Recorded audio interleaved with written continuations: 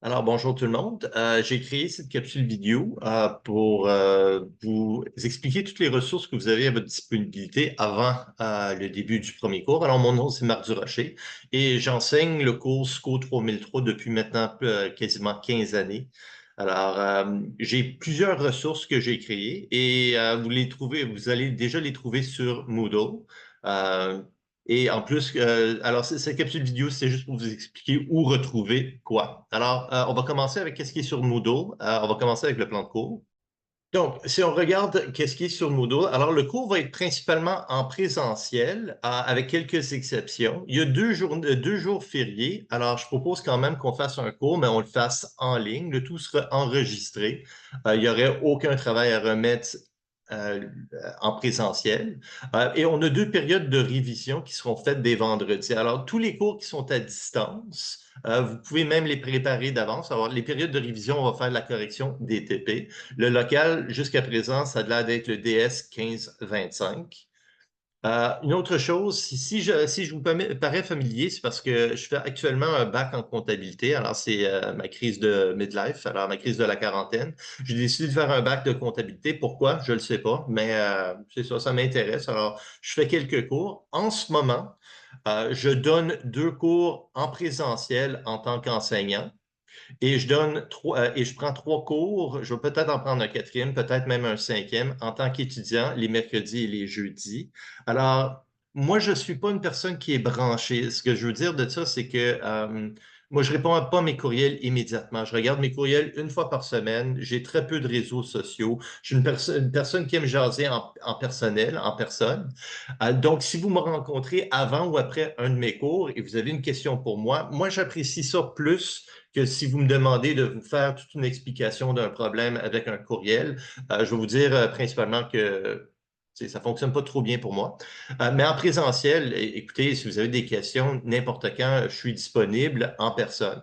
Si vous m'envoyez un courriel, juste vous avertir, c'est que je suis une personne qui est débranchée de la matrice. Ça pourrait prendre jusqu'à une semaine pour que je vous réponde parce que je check mes courriels juste une fois par semaine. Donc, regardons le plan de cours maintenant. Donc, à l'automne, l'adresse Zoom, si jamais on est en ligne, ce serait cette adresse-ci. Voici mon courriel UQAM. Encore une fois, je réponds une fois par semaine à mes courriels et je les fais en batch. Alors, je ne suis pas un gros clavardeur. Par contre, en présentiel, je vais prendre tout le temps qu'il faut avant ou après un cours, pour n'importe lequel de mes cours. Alors, si vous me croisez, vous avez des questions, il n'y a pas de problème. Une petite note que je vais vous mentionner. Il y a un livre pour ce cours, mais attendez avant de l'acheter parce que honnêtement, avec les ressources que je vais vous montrer, peut-être que vous pouvez économiser des sous.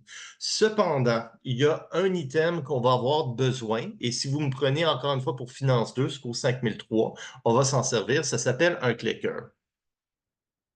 Alors, un clicker ou un iClicker, c'est tout simplement une télécommande. Alors, 10% de la note, ça va être des exercices qui sont faits en classe. C'est pas des exercices complexes, c'est des exercices qui prennent 2 minutes. Alors, je donne des points pour arriver à l'heure. Je donne des points pendant le cours. C'est comme des petits pop quiz. Et à la fin de chaque cours, il y a au moins 5 ou 6 questions. C'est des exercices qui sont faits à livre ouvert en équipe. Euh, En fin de compte, c'est plus le fun, mais pour prendre les réponses, il faut qu'on s'achète une petite télécommande qui s'appelle un clicker. Il y a plusieurs modèles qui sont disponibles. Certains avec écran, certains sans écran. Alors, c'est disponible sur Amazon. Que vous l'achetiez neuf ou usagé, il n'y a pas de problème. Du moment que c'est la marque iClicker, alors n'importe lequel de ces modèles fonctionne. Prenez celui qui coûte le moins cher. Mais si jamais vous oubliez votre clicker ou vous ne l'ayez pas encore livré, les exercices en fin de cours, les 5 ou 6 points à la fin de chaque cours, eux, par contre, vous allez tout le temps être capable de me les remettre par papier. Mais vous allez voir qu'avec cet outil, notre cours, ça rend le cours un peu plus intéressant. Alors, nous, les professeurs, on est en train de compétitionner avec le clavardage puis l'Internet. En salle de cours, vous allez savoir que vous allez avoir des questions, donc vous allez être un peu plus alerte pendant le cours. Et ça rend le cours assez excitant. Mais je vais vous dire ceci, le 10% des exercices, si vous venez à tous les cours et vous essayez de votre mieux, il ne faut pas être parfait, faut juste accumuler un certain nombre de points. Alors, je pense que vous pouvez aller chercher vous pouvez répondre jusqu'à 110 questions pendant la semaine. Si vous avez 80 ou 85 points, je me souviens plus c'était quoi le chiffre encore, je vais vous donner 10 sur 10. Alors, à chaque fois que vous avez une bonne réponse, vous accumulez un point. Accumulez assez de points et vous allez avoir 10 sur 10. Je pense que c'est 85 points pendant la session. Donc, si vous arrivez à l'heure et vous répondez à la question qui est au tableau, un point, si vous l'avez de bon. Il y a au moins 2 points pendant le cours et il y a au moins 5 points à la fin. Il y a environ 10 points par cours. Et encore une fois, si vous manquez un cours, vous pouvez quand même aller chercher 10 sur 10. Même si vous manquez 2 cours et vous êtes parfait autrement, oui, vous pouvez aller chercher 10 sur 10. Donc, n'importe lequel de ces modèles fonctionne, neuf ou usagé. Je veux dire, il y en a un ici à 37, il y en a un ici à 29, il y en a un ici à 20 $. Si vous en trouvez un qui est usagé, neuf ou usagé, ça fonctionne, mais il faut que ce soit la marque iClicker. Ça ne peut pas être là. D'autant plus, je demande généralement à mes étudiants de débrancher l'Internet pendant le cours. Donc, un clicker. Et pendant le cours, je vais vous poser une question, puis vous avez 15 secondes pour y répondre. Vous allez peser A, B, C, D ou E et vous allez répondre à la question. Euh, Ce que j'offre à mes étudiants à la fin de la session, c'est que si jamais vous n'êtes pas capable de le revendre et vous voulez vous en débarrasser, je vais vous l'acheter pour 20 parce qu'en finance 2, de temps en temps, j'ai des étudiants qui veulent me l'acheter. Pour un cours, ça ne vaut pas la peine. Mais plusieurs de mes étudiants en finance 1 vont le garder parce qu'ils vont faire finance 2 avec moi un peu plus tard. Donc, je m'en sers encore une fois en finance 2 et ça rend le cours super intéressant. Donc, comme j'ai dit, 10 de la note, ça va être des exercices qui vont être répondus en classe, à livre ouvert et en équipe. On va avoir 2 intras, un intra et un final, 2 examens. Avant chaque examen, je vais vous donner un TP et chaque TP vaut 5 Le TP sera à remettre sur Moodle et la date d'abandon sans mention d'échec, c'est le 7 novembre. La note de passage, elle est de 55. Je vous dis tout de suite quelle est la grille. Historiquement, je majore mes examens pour m'assurer d'avoir une moyenne finale à la fin de la session d'au moins 72 mais par contre, quand j'ai fini de majorer, les intervalles sont fixes. Donc, si vous avez 89,99, vous allez avoir un A. Et si vous avez 90,01, vous allez avoir un A+. Moi, je ne joue pas avec ces intervalles-là. Alors, c'est une question d'intégrité. Alors, voici notre horaire. Maintenant, on perd 2 cours à cause de certains jours qui sont fériés. Alors, le 30 septembre, il y a une nouvelle journée qui est congé. Et le 14 octobre, je pense que c'est l'Action de grâce. Alors, on perd ces journées-là. Donc, ce que je propose de faire, c'est qu'on fera le cours en ligne. Et vu qu'il est en ligne, vous allez voir que vous avez des choix les questions en classe. Vous allez être capable de me les remettre à l'intérieur de 24 heures par courriel. Je vais vous montrer comment le faire dans un instant. Il y a un fichier Excel, vous répondez A, B, C, D, E avec le fichier Excel, vous me l'envoyez. Et encore une fois, c'est pas plus complexe que ça pour les exercices. Ça va être la même chose pour les 2 TP. Alors, les 2 TP, il y a un TP de 30 questions. Le premier TP il est assez long, mais il est compréhensif. Le deuxième TP, je veux dire honnêtement, il est relativement facile. C'est le même TP que j'utilise depuis 10 ans. Ah non, ça c'est pour Finance 1. Alors, Finance 1, c'est 12 questions pour l'examen intra, environ 25 questions pour le TP2. Sont à remettre le vendredi avant 17 heures, le vendredi avant l'examen. Alors, si l'examen est le 21 octobre, le vendredi 18 octobre, je vais faire une période de révision en ligne à 18 heures. Je vais l'enregistrer et tous les enregistrements sont déjà disponibles sur YouTube. Je vais vous montrer ça dans un instant. Alors, on a 6 cours pour l'examen intra. Alors, c'est la théorie de l'intérêt. Puis, par la suite, on a les produits dérivés et l'analyse financière, qui est la matière de l'examen final. Et c'est ça, blablabla, intégrité, plagiat. Oui. Donc, quoi d'autre qu'on a sur Moodle? Regardons.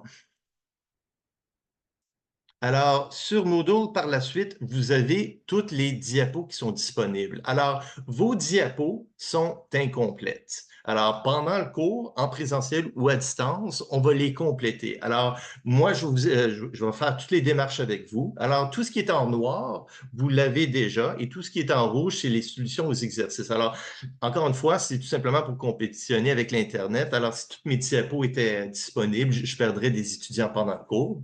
Alors, toutes les diapos sont là. Pour le cours 8 et le cours 9, on a besoin des états financiers. C'est des états financiers de Target de 2012, 2013, 2010, 2011 et 2012. J'ai un petit fichier ici. Alors, regardons rapidement les diapos.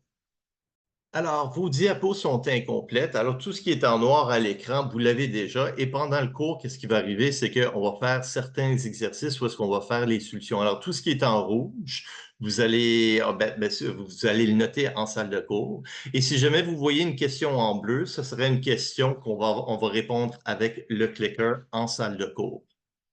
Alors, vous avez une série d'environ 300 diapos. Alors, c'est toutes les diapos pour la session. Juste à noter que le cours 11, on le perd à cause des journées fériées.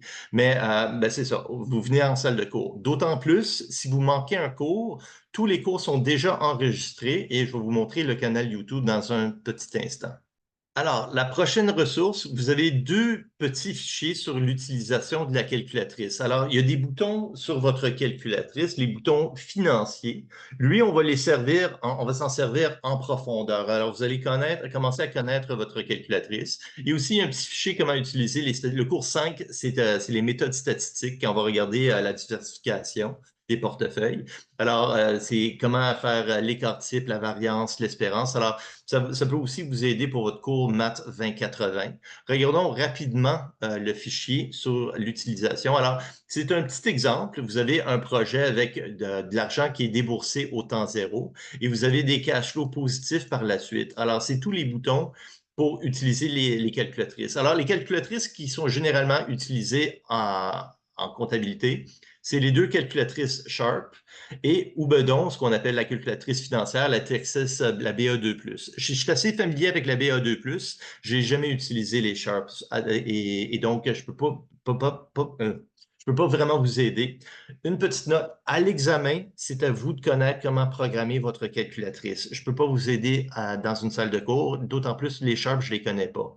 La BA2+, par contre, ce fichier que vous voyez à l'écran, il va être particulièrement bon quand on va faire le cours Finance 2, ce cours 5003, parce que on fait l'évaluation de projet. Donc, c'est nécessaire de savoir comment programmer la calculatrice financière. Si vous avez une autre calculatrice autre que ces trois-là, comme celle-ci, je ne l'ai jamais vue en salle de cours, mais si vous avez une autre calculatrice que ces trois-là, du moment qu'elle n'est pas programmable, il n'y a pas de problème. D'ailleurs, moi, ma calculatrice, moi, je suis actuaire de formation. Alors, moi, ma calculatrice, elle est différente. Elle est très similaire à la BA2+, mais ce n'est pas la même. Alors, je m'en suis servi depuis 25 ans. Alors, revenons. Il y a un autre fichier, comment utiliser les méthodes statistiques. Maintenant, toutes les ressources que je vous montre, que je vais vous montrer à partir de ce moment-ci, j'ai créé un canal YouTube avec tous les enregistrements. Alors, au lieu d'enregistrer et de mettre sur Moodle à chaque session les enregistrements, je les ai enregistrés une fois. Et je les ai toutes éditées pour enlever le blabla non pertinent. Alors, des fois, il y a un professeur qui radote. J'ai tout enlevé ça. Les questions non pertinentes, ils ont été complètement enlevées. Alors, vous avez des fichiers short and sweet. Donc, si vous allez sur YouTube, si vous allez sur YouTube et vous tapez dans le search Marc Durocher, mon nom, vous allez avoir un canal. Alors, si vous cliquez dessus, j'ai créé des playlists. Alors, si vous allez sur des chaînes de diffusion, playlists, et vous allez à SCO 3003, toutes les capsules vidéo, ils sont là. Donc, vous avez le premier cours, les exercices du premier cours. Vous avez le deuxième cours, les exercices du deuxième cours. Troisième exercice, quatrième exo, cinquième exo, sixième exo. Par la suite, tous les intras que j'ai donnés par le passé. J'ai un gros recueil qui est sur Moodle en format Word que vous pouvez avoir. Il y a comme 15 anciens examens. Ils sont tous là. Et je vous dis même quelles questions vous êtes capable de faire après chaque cours. Par la suite, vous avez le cours 7, 8, 9, 10 et 11. Il n'y a pas d'exo particulier pour chacun de ces cours parce que c'est des modules. Et donc, mais par contre, vous avez tous les examens finaux depuis 2010, depuis que j'ai commencé à enseigner ce cours en 2010, il y en a une quinzaine. Vous l'avez en format Word et vous l'avez en format enregistré. D'ailleurs, votre TP, le premier et le deuxième TP, c'est l'intra et le final de la session passée. J'ai tout simplement ajouté des choix de réponse. Et durant la période de révision, qui sera un vendredi, on va faire la correction des deux TP. Je vais les enregistrer, je vais tout simplement les ajouter à cette liste de diffusion. Donc, pour ceux qui veulent faire les cours d'avance, tous les cours, si vous voulez préparer toutes les diapos d'avance, vous pouvez faire le cours parce que vous allez voir que c'est tout enregistré. Alors, toutes les capsules vidéo sont déjà enregistrées. Tout ce qui est en rouge, c'est qu'est-ce que vous avez en salle de cours. Qu'est-ce qu'on va faire en salle de cours? Alors, toutes les solutions, ils sont là. Alors, si vous manquez un cours, vous avez cette ressource. Et j'ai beaucoup d'étudiants qui aiment ça, écouter la capsule vidéo avant de venir au cours. Ils viennent au cours et ils sont super confiants quand ils font les exercices. Mais encore une fois, les exercices, c'est pas hyper complexe. OK, donc, si on revient sur Moodle, alors les exercices en classe. Alors, les exercices en classe, voyons. OK, donc, je vous ai donné tous les exercices pour la session de automne 2021 avec les réponses. Il n'y a pas les solutions, mais vous avez les réponses. Pourquoi je fais ça? C'est parce qu'en salle de cours, je prends ce fichier, je fais juste changer les chiffres et à la fin du cours, je fais les solutions détaillées. Donc, si vous voulez vous préparer d'avance, une ressource de plus. Par contre, les exercices que je fais en salle de cours, vu que je fais juste changer les chiffres, je ne vais pas les enregistrer. C'est pour ça que j'ai laissé ce fichier-là. Je prends ce fichier, je change les chiffres, je vous donne des choix de réponse. À la fin du cours, vous répondez avec le clicker. C'est facile à aller chercher tous les points si vous faites juste un petit effort. Et par la suite, je vous donne les démarches à la fin de chaque cours. Au début de chaque cours, si vous arrivez à l'heure, il y a quelque chose qui s'appelle le prix de présence. Alors, au début de chaque cours, il y a un point juste pour arriver à l'heure. Le premier cours, je vous donne juste un point pour arriver à l'heure. Exceptionnellement, je vais les prendre à la mitaine, les présences, mais normalement, vous répondez à une question, il y a des choix de réponse au tableau, et le cours commence à 9h30, donc à 9h30, je pars le clicker, vous avez 15 secondes pour répondre, et si vous arrivez à 9h31, vous perdez le point. Encore une fois, c'est juste pour encourager le moins possible d'avoir des retardataires. Les exos 4 et 6, vous avez les exos à distance. Alors, souvent, j'ai donné ce cours à distance. Donc, les exercices, on les remettait à l'intérieur de 24 heures. Donc, vous avez des exercices. Alors, regardons rapidement ça. Donc, 10% de la note, c'est des exercices. Pour le premier cours, à la fin du cours, il va y avoir 5 questions. Alors, voici les 5 questions. Moi, je fais juste changer les chiffres et je vais faire les démarches. Alors, ici, je vous donne juste les solutions. Je ne donne pas les démarches parce que je ne veux pas brûler le fichier. Cependant, si jamais on est à distance, alors, j'ai des questions que je recycle à chaque session. Alors, le cours 4 et le cours 6. Alors, si on va au cours 4, vous avez 7 questions le cours 4 et vous avez des choix de réponse directement. Et je vais donner les solutions en salle de cours le cours suivant, au début du cours. Pour ces questions-là, vous allez utiliser le fichier Excel qui est en ligne. Alors, voici ce fichier. Alors, c'est un fichier Excel et tout ce qui est en rouge, vous devez vous en débarrasser. Alors, s'il y a du rouge sur ce fichier-là, il est incomplet. Alors, vous commencez, vous rentrez votre nom. Ça va être la même chose pour le TP. Il y a un fichier pour le TP. Alors, si c'est pour la séance 4, vous choisissez, c'est le cours 4. Alors, il y a 7 questions au cours 4. Vous rentrez votre code permanent, DURM, XXXXXXX. Et pour chacune des questions, soit que vous utilisez le menu déroulant pour choisir vos réponses, vous les rentrez à la mitaine. C'est des... si vous rentrez quelque chose, la raison pourquoi je le fais de cette façon-là, c'est parce que je vais tout vous corriger en même temps. Alors, si j'ai 50 fichiers, Excel, c'est facile à corriger, je mets ça dans un master file. Et aussi, c'est pour éviter certains étudiants qui vont mettre C virgule ou C parenthèse. Si vous mettez C parenthèse, ça ne fonctionne pas. Donc, c'est justement pour éviter des problèmes de formatage. Alors, dès que vous avez rempli quelque chose, le rouge devient bleu. Et quand tout est rempli, alors si je réponds D pour la question 3, qu'est-ce qui arrive ici? Ça devient complet. Et vous allez maintenant capable de me l'envoyer. Alors, vous allez le mettre sur Moodle et vous avez jusqu'à Ici, je dis que c'est à remettre minuit le soir du cours. Alors, notre cours est de 9h30 à midi et demi. La dernière heure, c'est des exercices. Donc, je vais vous donner jusqu'à minuit le soir pour me l'envoyer. Vous allez le mettre sur Moodle. Ici, ça dit transmettre à durocher.marc. C'est pas ça. Vous allez le transmettre sur Moodle. D'ailleurs, ça, c'est pas votre fichier. Laissez-moi trouver le bon fichier. Automne 2024. Ah non, c'était bel et bien le bon fichier. Donc, vous allez m'envoyer ça. Vous allez m'envoyer ça sur Moodle. Alors, si on revient sur Moodle, pour le cours 4 et pour le cours 6, vous allez me remettre les exos. Ici, j'ai dit midi. Alors, j'ai mis la date limite midi. De toute façon, je suis prêt à les accepter en retard, mais c'est juste pour éviter les retardataires. Pour le TP, par contre, faut que vous me le remettiez avant vendredi 17h à la date limite. Alors, les deux TP, on va voir maintenant. Pour l'examen intra, vous avez, voyons, qu'est-ce qu'on a? Pour l'examen intra, vous avez la feuille de formule et vous avez le recueil. Regardons le recueil. Alors, ce recueil, c'est tout simplement un amalgame de tous mes anciens examens et tous les exercices qui revenaient souvent. Alors, s'il y avait une ressource que je pouvais tout mettre à la même place, c'est tout simplement, c'est un recueil de tous mes anciens intras qui remonte jusqu'à 2013. Alors, de 2013 jusqu'à 2024, j'ai donné ce cours.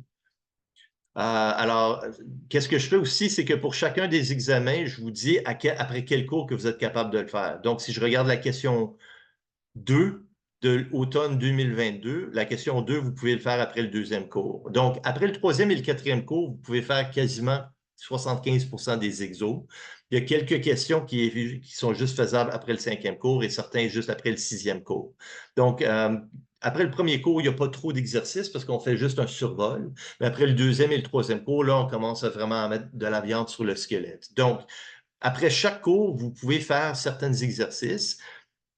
Et quoi d'autre? Alors, vous avez la feuille de formule que vous allez avoir à l'examen intra. Je vous dis certains pièges qui reviennent dans chacun de mes examens. Et pour les 6 premiers cours, il y a des exercices que j'ai tout simplement isolés des sections. J'ai fait une section avec des exercices pour les 6 premiers cours, une dizaine d'exercices par cours, et où est-ce qu'on peut les retrouver dans quel examen. Alors, les questions avec les solutions. Donc, je fais ça pour les 6 premiers cours. Question 6. Alors, exo du cours 6. Exo du cours 6. Par la suite, j'avais des questions au choix de réponse par le passé. Je les ai plus. C'est la seule partie du recueil que je n'ai pas enregistré. Je vais faire l'enregistrement pendant la révision avant l'examen intra. Après les choix de réponse, on a l'examen de 2013. Tous ces examens ont déjà été enregistrés et se retrouvent sur le canal YouTube. Alors, chacun de mes anciens examens, un conseil que je fais souvent, c'est que prenez les examens les plus récents et essayez de les faire. Et continuez de remonter dans le temps, tant et aussi longtemps que vous n'êtes pas confortable avec les questions. Donc, écoutez, vous n'allez pas faire toutes les questions. J'ai 15 examens, c'est 3 heures d'examen, c'est 45 heures d'examen. Vous n'allez pas faire ça. Mais faites-en autant que possible et vous pouvez cibler les sections que vous vous sentez moins fort. Donc, faites autant de questions que possible et à un moment donné, vous allez voir, vous êtes fort. Ceux qui font beaucoup d'exercices, ils performent très bien à l'examen. Alors, c'est ça. Vous avez tous les examens depuis 2013. Alors, il y a 1, 2, 3, 4, 5, 6, 7, 8, 9, 10, 11, 12, 13, 14, 15, 16 examens. Et votre TP, c'est l'examen de l'été 2024 avec des choix de réponse. Votre examen va être à développement. Revenons sur Moodle. Alors, ça, c'est le recueil. Vous avez les deux TP. Alors, vous avez l'énoncé. Et la même chose pour le TP, vous allez avoir une feuille réponse que vous allez me remettre avant 17 h le 18 octobre pour le premier TP. Encore une fois, vous avez l'énoncé avec des choix de réponse. Alors, c'était l'examen de l'été passé. J'ai tout simplement mis ABCDE. Et vous allez utiliser le fichier Excel. Vous pouvez les faire en équipe ou individuellement, vous devez les remettre individuellement. Et ça va être exactement la même chose pour l'examen final. Pour l'examen final, il y a un recueil, il y a la feuille de formule. Et pour l'examen final, on va avoir des états financiers. Alors, je prends tout le temps une compagnie qui est connue et je fais ça depuis 2013. Alors, vos diapos pour le cours 8 et 9, on va regarder la compagnie Target 2010 à 2012. Et vous avez plein de compagnies. Écoutez, on peut regarder ça rapidement. Donc, le recueil pour les examens finaux, même principe. Alors, je vous dis après quel cours que vous êtes capable de faire quelles questions.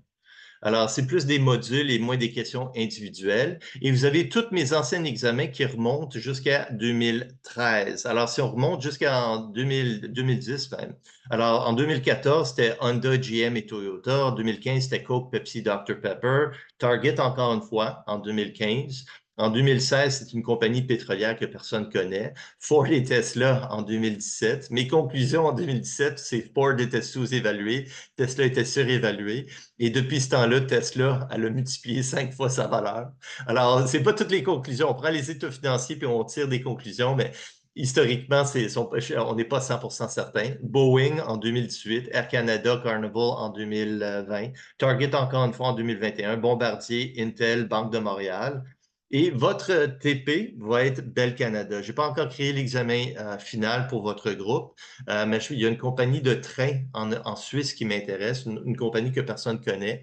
Et je pensais peut-être utiliser celle-ci. Alors, c'est généralement des compagnies qui sont connues. J'essaie de trouver une compagnie connue et on va faire un survol. Alors, vous avez les réponses. Alors, vous avez les réponses à chacune des questions, la feuille de formule.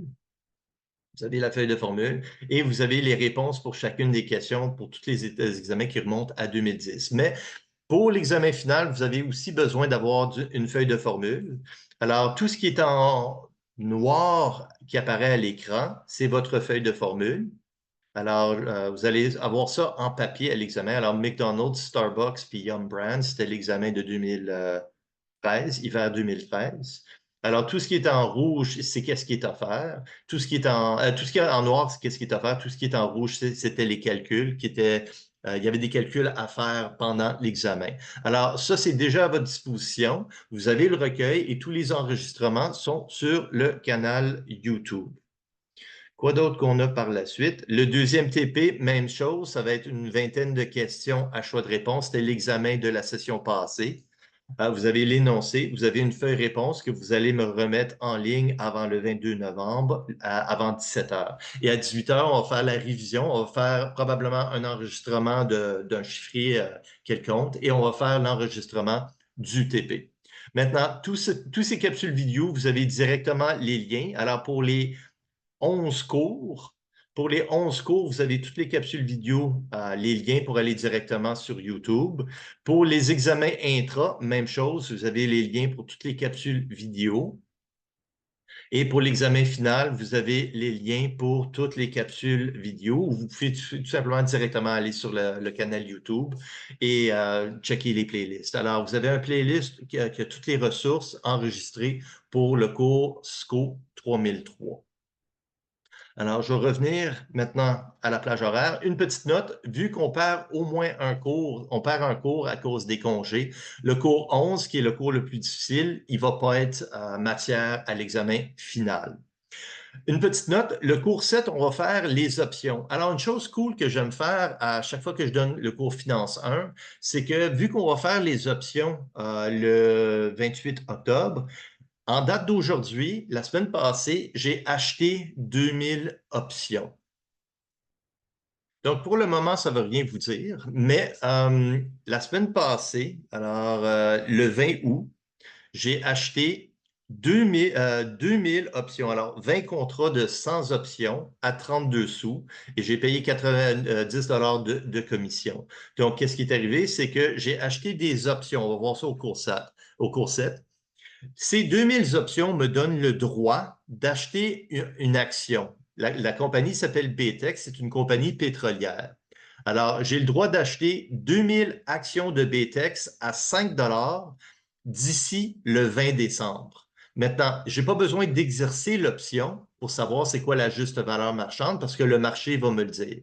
Donc, la semaine passée, j'ai acheté 20 contrats de 100 options à 32 sous. J'ai payé 34,99 de commission. Alors, j'ai payé un total de 674,99. Pourquoi j'ai acheté ces options? Je m'attends que d'ici le 20 décembre, le prix de l'action, qui était à 4,74, je pense, la semaine passée. Alors, l'action était à 4,72 quand j'ai acheté ces options. Et si jamais le prix de l'action entre maintenant et le 20 décembre est plus élevé que 5 dollars, j'ai quand même le droit d'acheter l'action pour 5 dollars. Et depuis ce temps-là, aujourd'hui, en date de l'enregistrement, le prix de l'action a grimpé de 4,72 à 4,98 en 4 jours ouvrables. Et pendant toute la session, au début de chaque cours, je vais vous expliquer ça. Une autre chose que je vais souvent faire au cours 4, on va commencer de parler d'actions, obligations et actions préférentielles privilégiées. Alors, je vais souvent parler d'un portefeuille. Alors, il y a un site web que j'utilise souvent qui s'appelle Yahoo Finance.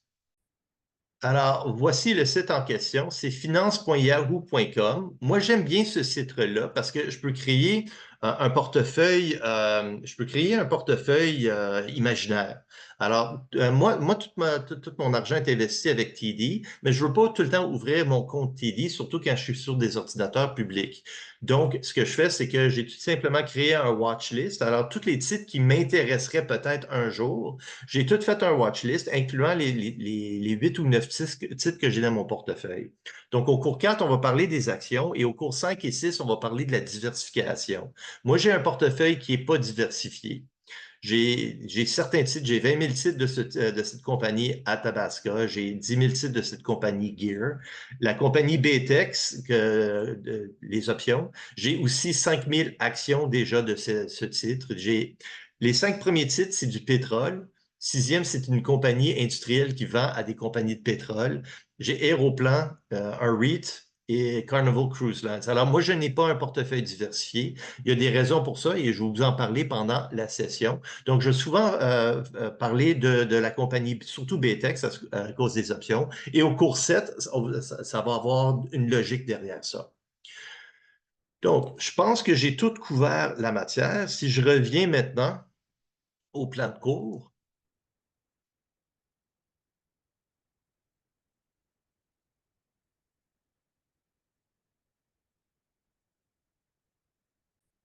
alors, qu'est-ce que vous devez faire pour le premier cours? Je vous dirais d'imprimer les diapos. Ce serait le bon. Alors, on va les compléter en salle de cours. Vous pouvez même les préparer d'avance avec les capsules vidéo. Et vous devez vous acheter un clicker avant le début du cours. Mais comme je vous ai dit, à la fin de la session, si vous voulez vous débarrasser du clicker, je vais vous l'acheter pour 20 dollars. Et d'ailleurs, j'ai quelques clickers de la session passée. Alors, au prochain cours, ce que je fais normalement, c'est que je les rachète pour 20 dollars et je vais les garder sur mon étagère pour un petit bout de temps. Et si jamais je redonne un cours en présentiel par la suite, je les revends pour 30 dollars. Donc, le 10 dollars, c'est tout simplement pour l'inconvénience de les garder sur mon étagère. D'ailleurs, ces clickers ici, ce sac, j'en ai une vingtaine. Mon cours Finance 2, ils vont probablement toutes me les acheter. S'il m'en reste, je vais les amener au premier cours. Mais sinon, vous pouvez les acheter en ligne. Euh, c'est ça. Alors, achetez un clicker avant le premier cours, qui est le 9 septembre. Alors, vous avez quasiment 2 semaines, vous avez plus que 2 semaines pour l'acheter. Euh, imprimez les diapos et on va se voir au premier cours. Si vous avez des questions, vous pouvez bien sûr m'envoyer un courriel. Ben, c'est pas mon point fort. Je vous avertis, dans toutes mes évaluations, c'est le commentaire qui revient le plus souvent. Donc, on se voit au 9 septembre.